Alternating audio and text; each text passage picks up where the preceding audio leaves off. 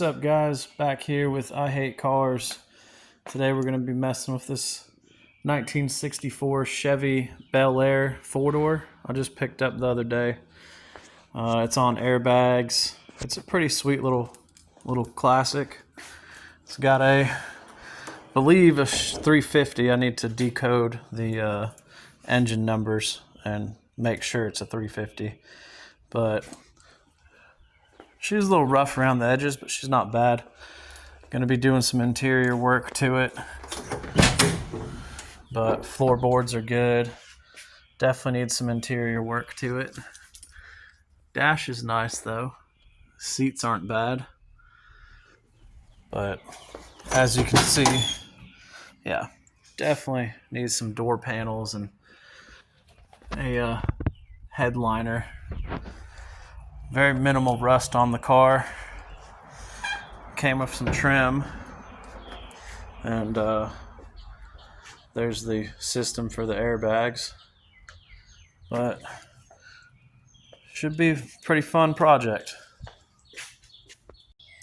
All right, we are pulling off the vinyl. I just did it on the front fender. Got to pull it off the doors and the rear fender on the 64. Just using my heat gun. Simple, easy. On setting 1, you don't want it to get too hot.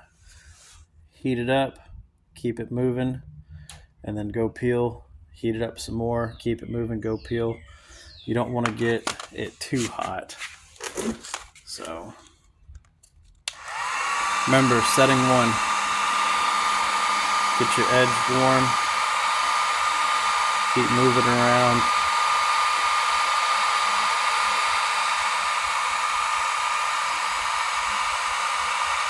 Warm it up so it'll get that glue to release. Make your life a lot easier.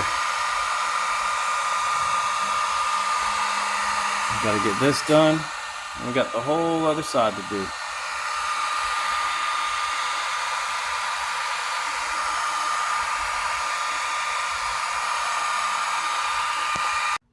All right, it's coming along. Still going at it. It's coming off pretty good though.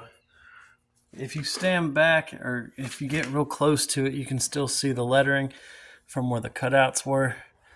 I'll have to go back and try to clean that up. That way it's not ghosting like that. But we'll keep it going. All right, and just like that, the driver's side is done. Letters still ghost when you get down close and look at it, so I'll have to go back and clean it up. But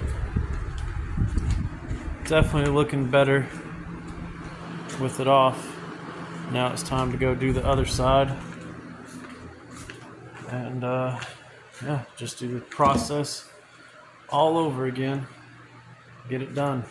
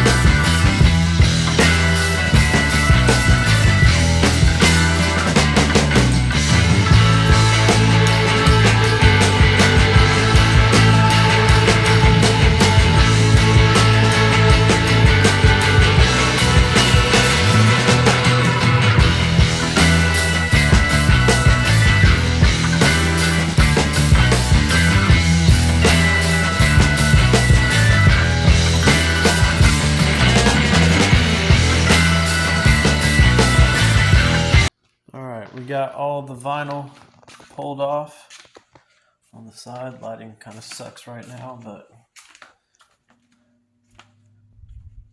all the vinyl's off. Went ahead and did a quick wipe down of the roof with the microfiber. It had pollen all over it. Now I'm noticing a bunch of scratches everywhere previous owner had bike racks up here, and I guess scratched her up loading bikes and whatnot. So definitely going to need to respray the roof. And then took the bike racks off the back, gonna weld underneath and patch these, so that's gonna have to get resprayed. And then I forgot this is back here. This little bags are for groceries, vinyl. So I'm gonna go ahead and take that off. I mean, it's cool, but I don't want it there. So let's get that done.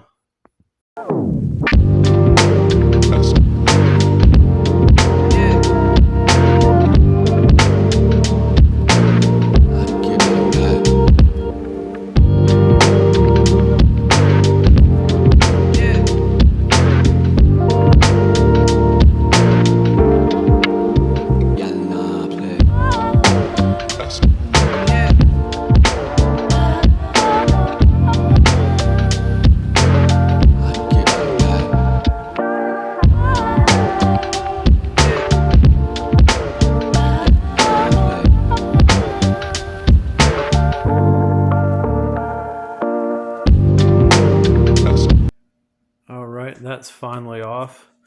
Of course, it's ghosting just like the rest of the vinyl decals were, so I have to clean that up. Like I said, this trunk is getting trunk lid's getting resprayed anyways, so it's definitely looking better with all the vinyl off the side. So on to the next thing. All right, now that we have the vinyl off of the car, we're going to be pulling these door panels because they really need to get redone badly. I went ahead and bought some 1/8 hardboard at Home Depot, and I'm going to be taking these off, tracing them, cutting them, and then reupholstering them and putting them back in. They should look pretty good.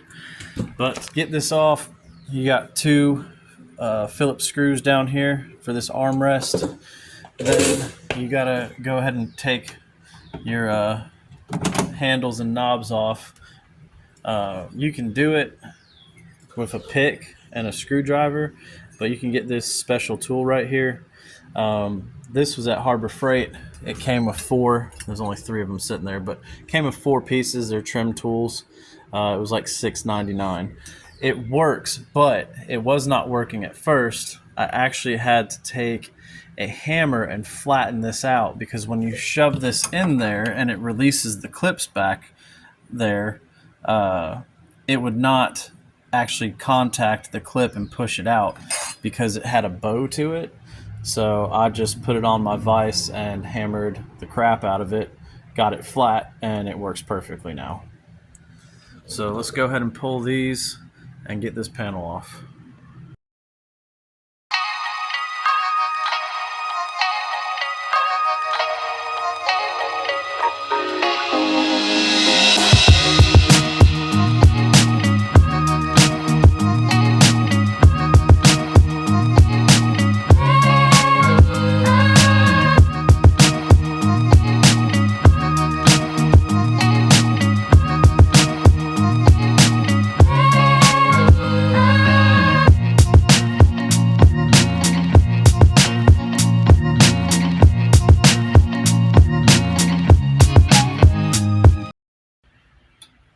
Okay, so show you how this works with this tool. What you're doing is you're lining the tool up straight on like that. And what it's doing is you have this retaining clip or spring here, whatever you want to call it. And this tool, when you're pushing it behind the door, what it's doing is lining up with that clip right there and pushing it out of the way. So you just put it in, push forward, and it pops it out of the way in there, and it'll come off. Then to put the door handle back on, or the window crank, push that back in, simply push it back on to the crank and it'll snap in place. All right, now I just pulled out the rear bench seat, and not many surprises. I mean, it's not bad. Only one spot I saw was right there. We'll just cut that out and weld in a little bit of a patch. But what was crazy that I found was this front bench seat is literally just resting on a piece of wood. So that seems safe. I'm gonna have to figure out something with that. But now let's go ahead and vacuum up all this trash and look at fixing that hole and making this look good again. Cool. All right, well, while I was vacuuming things out, found another spot of rust. Then I saw this guy, pulled that up. Looks like we do have some rust.